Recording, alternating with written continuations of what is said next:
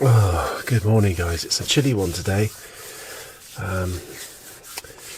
but again, I'm not going to put the engine on because I'm in an air du camping, so there are camper vans around me. Not loads, probably about 10, 12, I don't know, but I won't wake them up.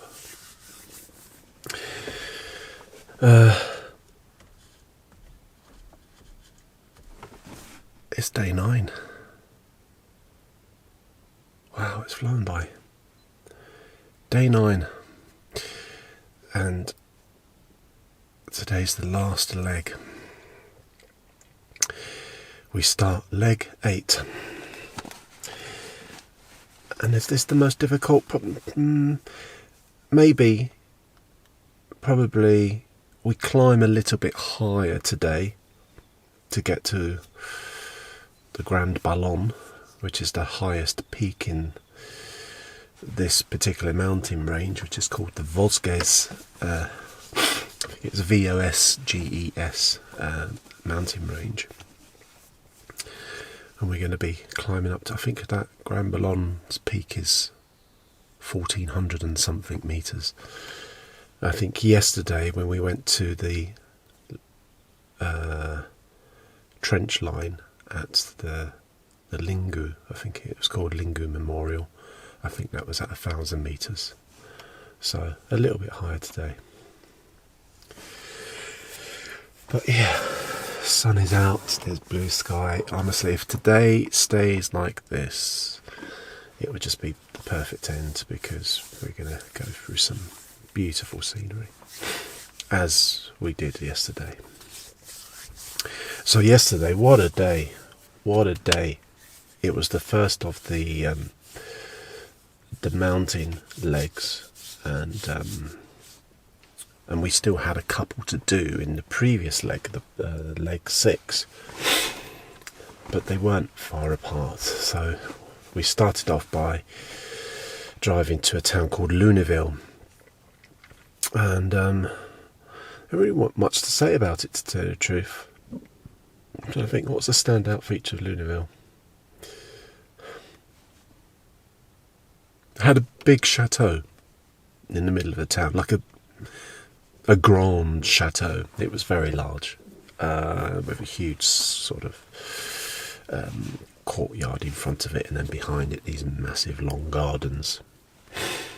But yeah, I found it difficult to park there, so I had to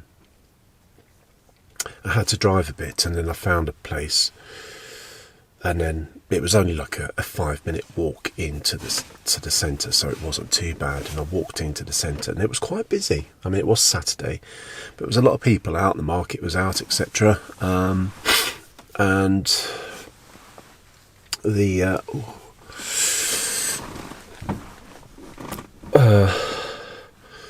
I got to what I thought was the town square, and there was, I can't remember whether it was a Marie or I think it might have been a Hotel de Ville, but a very big grand building with a monument outside. But what I shot, I don't think was a war memorial. I think it was a monument for something else. I don't know if it was a monument for kings, or I really don't know. When I edit all of this, if I've got time, I'll see if I can find out for you. But yeah, as I'm filming it, I'm like, and there were no sort of 1914, 1918 dates on it or anything like that. So I then started looking around to see if I could find anything, but I couldn't see anything on Google Maps. Round the corner I went round, and there was the main church. Or cathedral. It was stunning, big, enormous thing with this huge clock in the middle of it. It looked like, you know, I don't know how to describe it. Not a carriage clock, but you know these really old sort of timepieces that you could, you know, you'd put on the table or on the dresser somewhere. And it would all be gold and ornate with this huge round thing and all sorts of bits. So not like a carriage clock, but similar to that. It just looked like a bigger version of one of those, but out of stone. And then we took a little wander through, and then I went into the grounds of the chateau. There was a statue there, and then when I downloaded all my stuff yesterday, I hadn't hit record. So you don't, me spending ages going around it, I hadn't even recorded it. There's a few things I've missed like that, unfortunately. This camera, you hit record, but you got to look properly just to see whether the red symbol is beeping away and the timer is going. Hence why I always look at the screen a lot when I'm doing vlogs. Anyway, it was only some bloke on a horse. his feet were in the stirrups, so therefore I think that means he died after the battle. I can't remember what it is. I think soldiers, or that you see on horseback without stirrups, means that that soldier or person died in battle, whereas the one that have still got their feet in the stirrups means that they died after the battle. Could be wrong. It could be just an urban myth. But yeah, a nice town, and I then got back, and then I got on to a place called Einville, which was the last of leg 6, and it was just a small village, but it had a fort. And I saw one of the Western Front symbols pointing to the fort, so I went into the village, got whatever. Was that the one with the fountain? Or was that somewhere else? No, that was before. What did it have? I can't remember. Can't remember now. But I took it. It didn't have a monument as such, and I drove up to the fort. But it was, whoa! That's a. You wouldn't have seen that. I'll get onto this. And we'll see. It was a crane.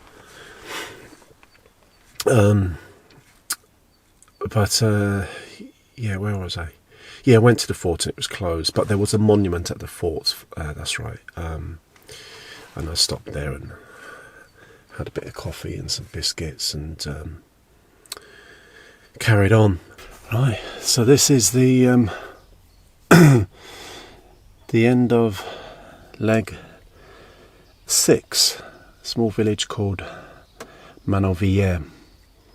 There was a fort. I saw signs for a fort. I've come up to it and there's a locked gate, unfortunately. There's a little monument here. So I'm going to drive back down into Einville, get a shot of the church. I don't know if there's a monument there. And then I'm on to leg 7. Exciting. 2 more legs to go. And these legs are shorter in terms of I think they're about 120k each, something like that. And they're split up into 7 waypoints. The actual particular towns or villages that I'm going by, the guide that I'm using. So I've split the next 2 legs up into 2. It was originally 1 whole leg, and I was like, no, let's split it. So I'm going to have a bit of coffee, some biscuits. What is the time? It is, I don't know what the time is. I think it's about 11 o'clock. I've just done Lunéville. Couldn't find a monument or anything there. Yeah, I'm having to do quite a bit of hunting now and trying to find stuff. I think a lot of it are forts and things like that, and yeah, they're not necessarily open, and means going off the road a little bit. So I think these next 2 legs might be more about the journey as opposed to anything else. So yeah, have a bit of something to eat now, and then I'll be going on to the first leg of the first waypoint of the 7th leg, a place called Blaimery, and we'll have a look there and see what we've got going and stuff like that.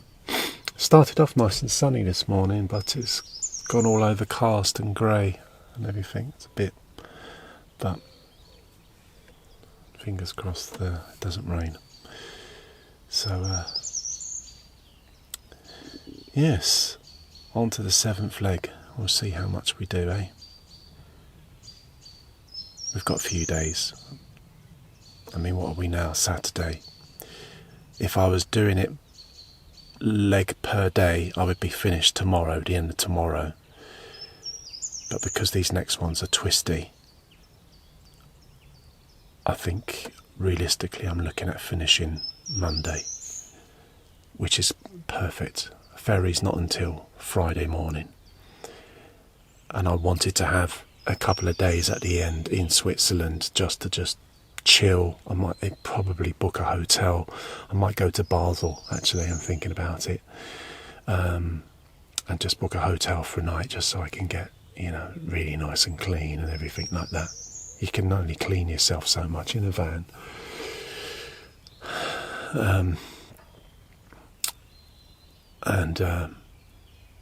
And when I drive back, I'm just going to do all motorways on the way back. So I'll drive back in a day or so.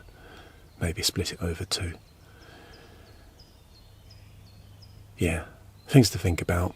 But we'll see how these next ones go. I'm not in any rush, so I've got time. So I don't need to rush, which is the main thing.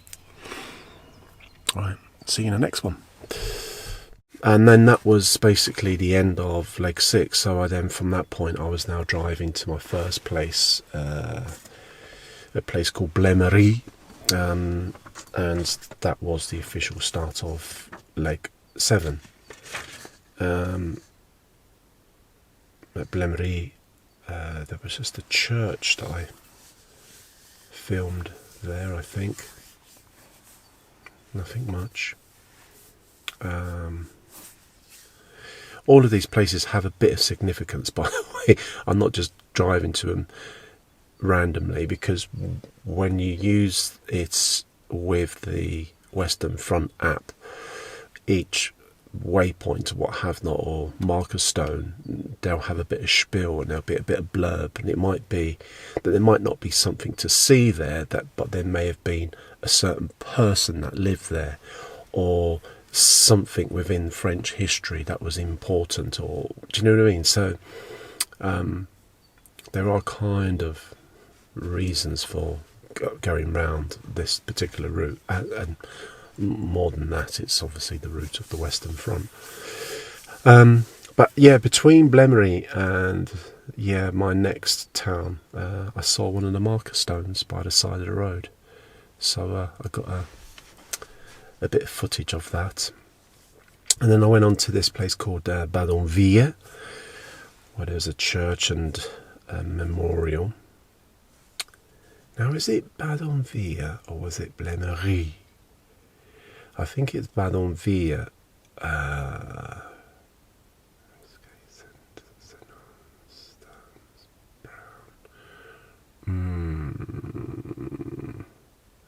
Yeah, I think it may have been now where the church, the fascia of the church in the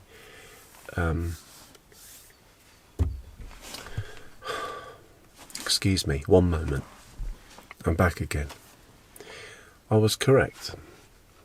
So in the Western Front app, the description of Badonville, or the bit of blurb that it has about it, it has that there's this charcoal pastel and watercolour sketch on paper of American troops at a church at Badonville. I'll see if I can insert this photo when I edit all this together. But yeah, there is this thing, and I was pretty much in the exact position, but now getting live footage of it. But yeah, in the picture, the church is just a ruin. I think just the front portal remains, and the buildings around, there's just rubble everywhere, and then these American troops in front of it. But yeah, it was quite... I'd seen this image, and this image stuck with me, and then suddenly I'm there, and I'm thinking, yeah, this is that image, isn't it? It's the same place. Had a really interesting monument, looked like angels' wings on the top of this monument. So that was good. And then from there I then started to hit the hills and the mountains, so the lower hills, and started to go up. And I went to a place called Pierre Percé. And yeah, we were going up, and it's twisting and everything. And I thought, here we go. This is where it is. This is what I was expecting. And you go past this gorgeous lake. I think I managed to get a bit of footage through the trees of the lake. It's because it's quite twisty. It's quite difficult with a camera. And there wasn't really many places for me to stop at that point. And there's this small cemetery, but I think it's a civilian cemetery on the edge, and it's a really beautiful place. There was like cafes there and everything.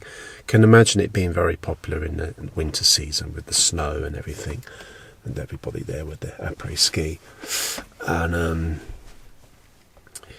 yeah, we're going through all these hills and through these pine tree laden, tree lined road, and it was beautiful, twisting and turning as we went up. And there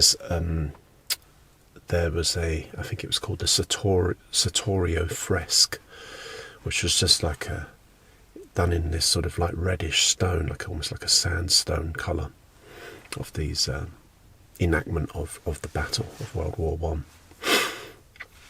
And it was a beautiful spot. Just across there was like a crucifix where I was parked up and everything, and yeah, the air, everything. I love mountains, I really do. It's just the air's so much clearer, and the sounds, everything. It's just brilliant.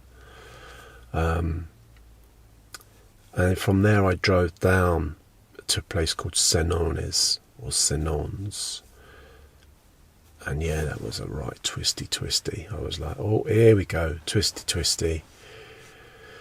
And you come into the centre, and then there's this big town square with a small memorial and a church. But yeah, it looked really nice. I think it might have been an old Roman town. But it was easy to park in the middle, etc. But it looked pretty enough, but it also looked quite run down as well. But it had a supermarket and everything, which I didn't use, but I was alright, I got one later. And so yeah, I got a shot of the church and the memorial in front of it. And then on I went to a place called Fontenelle, where I got shots of a monument and a cemetery. Fontenelle, why was Fontenelle? Fontenelle, that's right, Fontenelle. Fontenelle, wow. Went up into the hills again, and you go up this little track, and there is this French necropolis with this enormous monument. When I say enormous, we're not talking American enormous, but nonetheless it was, you could see it when you were driving in the distance. You could see it perched on top of the hill, and all brown.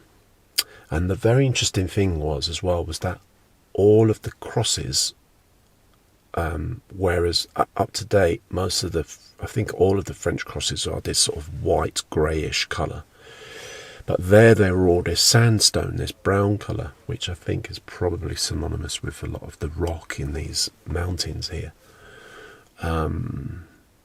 I think the lower part is this brown colour, and then as you go up higher they become more the rock is more granite.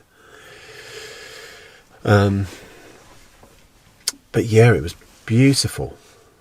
Again, I'm the only one there, quiet as anything.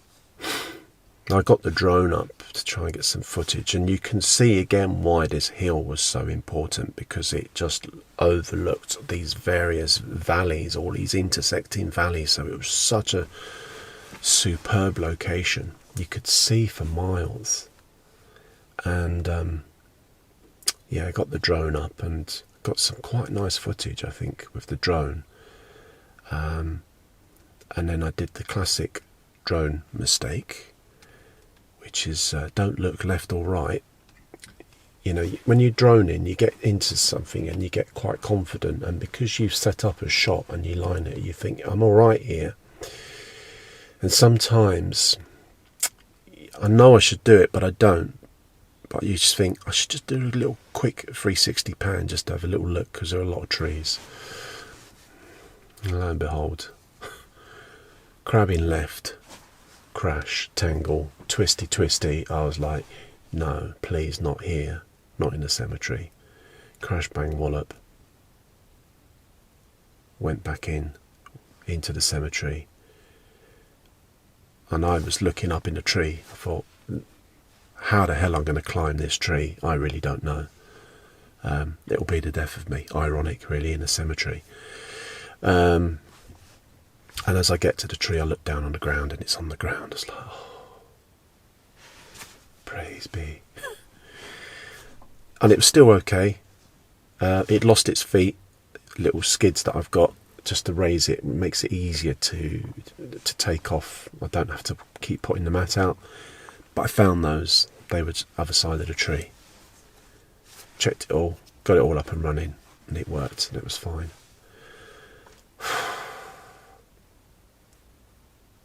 It's not so much the drone sometimes. You know, the drone's had a few crashes.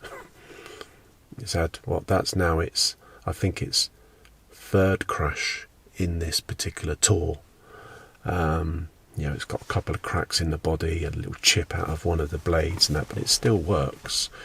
The gimbal's a bit twisted on the piss, so I've always got to tweak things in post. But it still does the job. But yeah, lesson learned. Don't fly into trees. Look left and right, up, down, forwards, backwards, before you move. But a very beautiful place, Fontenelle. And then from there I drove to Frappel, which was one of my waypoints. A lot to report from there, I think just the church I got. And then on to a place called Berthe-Moutier. And this was a small site just outside of a village, and it was a cemetery. But what was nice about this cemetery, and we've seen one before, but this was another one, this was a German and French cemetery together. However, what was really interesting, well, I found interesting, is that to date on this whole tour, if you go past a necropolis, i.e. like a French cemetery, for the most part there is always a French tricolour flag flying. When I went to the Portuguese cemetery, there was a Portuguese flag flying. At all of the British cemeteries or the Commonwealth ones, there's never been a British flag flying at all. In fact, I think I've only seen the Union Jack flying once on my whole trip, and that was outside the Tower of Ulster, which was the monument along from Tipval. Oh, tell a lie, there was a Union Jack flying at Tipval, yeah, at the top next to the French flag, because that was a French and British cemetery. But yeah, I was noting the flags, and I've not once seen a German flag, and I was wondering if that is that deliberate, that there's no German flags on French soil. And then I came to this place, Berthe-Moutier, and lo and behold, there was a German flag flying. There was the German flag by its little monument by the German cemetery, and then in front of that with the French cemetery there was the French flag. And I thought that was quite nice. It was nice to see the German flag flying.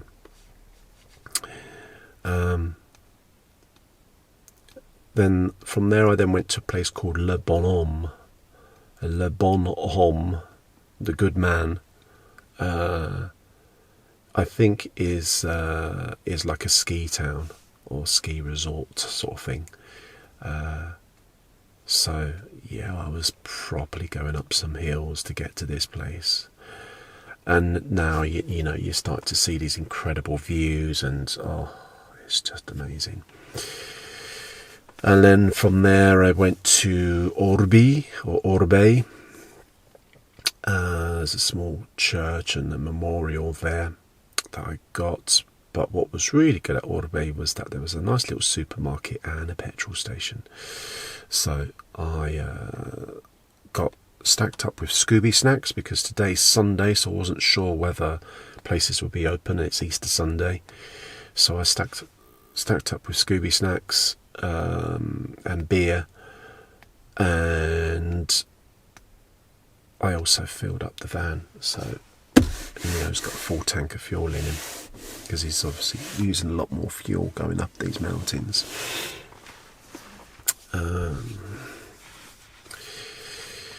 And then Orbe was then, I was then going to, I saw these signs, these memorial signs for a place called, what was it called? I haven't got the name written down. I want to call it Lalinga, or Laling. I kept seeing these signs and driving up and up and up, and you're going, here we go, this is it. And we was driving higher and higher. To be honest with you, going up isn't a problem. Neo loves going up the hills. He's fine. The problem is that I know that the higher we go, and that if you go up, you've got to come down, and it's the coming down is the bit that I hate. Going up, fine. It's knowing that you've got to come down. And that's the bit that scares me. But anyway, on the way up, there was this memorial, a French memorial. I think it was called Levedstein Necropolis. It had this enormous big granite cross with PAX, Pach, which I presume is peace, Pax. And it was in such a beautiful situation. But because we're now getting a bit touristy, I've noticed actually in this particular leg lots and lots of motorhomes. And what's always good is if I'm going up a hill and I see a motorhome coming down the other way, that fills me with a little bit of relief, because I think that's okay. If they got up, then I'll get up. But yeah, so there were a fair few people milling around this cemetery, but it's in a beautiful setting, just surrounded by trees, and at one little bit you could just see the mountains in the distance. And then from there, now Google Maps was telling me that all the roads were closed, but I wanted to go to this other place called Laling, or whatever it was called. But then I saw cars and I saw motorhomes coming down from it. So I thought, if it's good enough for them, it's good enough for me. Turn left, mounty, twisty.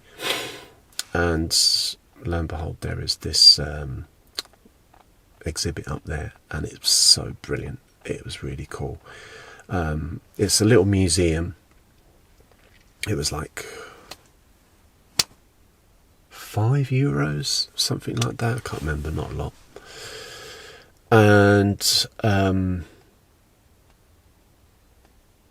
it is basically a German and French trench that are pretty much together. And it's so cool. In fact, the Western Front guide said if you're going to see anything, this is a must-see. And I was like, okay. And by this point, I've seen a few trenches, like real trenches, etc. And this was the genuine trench. Yeah, it's brilliant. It's all reddish colour because it's all made out of the sandstone, I guess, and chipped out of that. But it's quite clever how, like, I didn't realise until I kind of got outside, but when you're inside and you're walking around, there's an exhibit of a trench, and you can look down onto it, and it's like you see these French mannequins, etc., and all the belongings and what have not, so you get a good feel of that trench. But actually, where that trench is, if you just knocked a hole out of the building, it would continue into the real trenches outside. I thought it was a really clever idea. So it's at the same level and everything. And they've got a load of display of uniforms and weapons and all the various bits and pieces that they found there and stuff. It's only a small little museum. It's quite interesting. And then you come out, and then you've got these different routes. There's a red, blue route and a black route. And you can just follow it round. And I think you go over what is kind of, I guess, like almost like between the trenches. So you got the Germans one side and the French the other, and you can walk across. But then as you go around, you can then walk into the trenches, and you've got like concrete bunkers, machine gun nests, command posts, the lot. the whole German side was well dug in, but the French kind of mountaineering corps or whatever it was that they'd established over time took over the trenches. And what's quite interesting about this, as you're walking through, you see these crosses of remains, and there's a white cross for the French and there's a black cross for the Germans, and they're all dotted about in and about this trench system. So obviously, you know, when they cleared it, etc., that's where they found the remains. I were able to identify them, and they've put a cross there. And yeah, there's a bit where they've got these two outside. I don't know if they're made out of stone, presume they are, or whatever, because they're weatherproof. But you can see a German over the top shooting at a Frenchman shooting across, and there's literally a distance of 10 meters, if that, between the two trenches. That's how close they were to each other. It's insane. And yeah, all the barbed wire and everything over the top is all the original barbed wire, and the trees and everything. So yeah, you really are stepping back 100 years and seeing what it's like. A lot of the tunnels have all been blocked up and everything like that, but there would be a huge tunnel network underneath it all, etc. But it was amazing. It was so brilliant to see. And then from there we just drove down. There was a small German cemetery, Horod, I think it was called, German cemetery. And I just got a bit of footage from there. Didn't spend a lot of time there. And then just carried on down until we got to Munster. I tried to take as much footage on the way down, but it's really difficult. There was a point where I was like, Rob, do you want to die or do you want to live? Because if you want to live, I suggest that you put both hands on the steering wheel. But I tried as much. I'm trying to get as much footage for you to show you, but yeah, there are points when you've got Armco barrier and you're thinking this is alright, so if I hit that I'm not going to go over the edge. But then there are bits where there is no Armco barrier, and I put the camera out and you just see a huge drop off. There are many trees there, so if you did go off, yeah, your van would be written off. You'd probably have a few breaks and bruises, but you wouldn't go to the bottom because there are hundreds and hundreds of trees that would break your fall. But then there are some bits, I think where the Armco barrier mainly, where there isn't much to break your fall. And these twists and these hairpin bends and everything. The hairpin bends remind me a lot of when I watch the Tour de France, where you see him climbing mountains and they're going round and you see the caravan and all the cars, team cars, etc., following them and all navigating around these twisty hairpin bends, and all that is here. There's just hairpin bends everywhere. So I tried to get as much footage, but you may not get, I don't know, as good a footage today, just because I'm going to be doing more of that and going higher. And I'd like to be able to survive this trip and then maybe edit this and actually so that you can watch it. It'd be a good idea, otherwise it'd been a waste of time. So but we made it to Munster, and Munster, there was a church and a small memorial outside in this beautiful market square. Another thing you notice when you're going around here, the architecture's changed dramatically. It's got a very sort of German feel. A lot of the towns and villages have sort of German names to them, because I think this side of the mountain range was a German region, and then the French took it back, I presume, after the First World War, maybe, or after that, I don't know.